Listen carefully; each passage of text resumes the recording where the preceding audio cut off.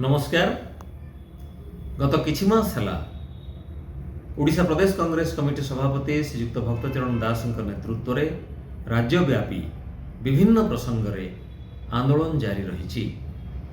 धान किणारे होइथिबा व्यापक अव्यवस्था को नहीं, विशेषकर मंडी रे जो प्रकार चरम अव्यवस्था होइछि एवं 150 क्विंटाल रु अधिक जदि विक्रय हुए ताहले इनपुट सब्सिडी को जो राज्य सरकार बंद कर देइचंती, एई सब प्रसंग रे विशाल चाषी समावेश मान मध्य कांग्रेस तरफ करा जाइछि।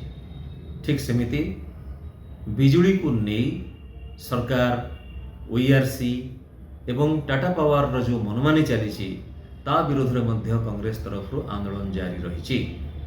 प्रदूषण सर्टिफिकेट को नहीं, जानवाहन को नहीं जो प्रकार तंड गड़ुचंती राज्यवासी ता विरोध में मध्य कांग्रेस स्वर उत्तोलन करिछि।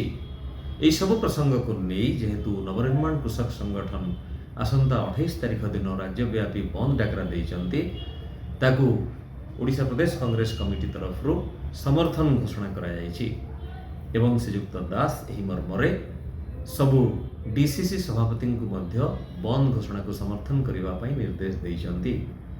आजिर एई प्रेस विवृत्ति रे आमे समस्त कांग्रेस कर्मी एवं नेता को यह कार्य रे समर्थन करने पई बंद डाकरा को समर्थन करने पई निवेदन करूछु।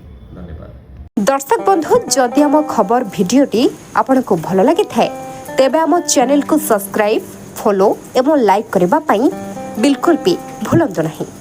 हाँ दर्शक बंधु, आपणक अन्य बंधु मानक मध्य शेयर निहाती करंतु। धन्यवाद। नमस्कार।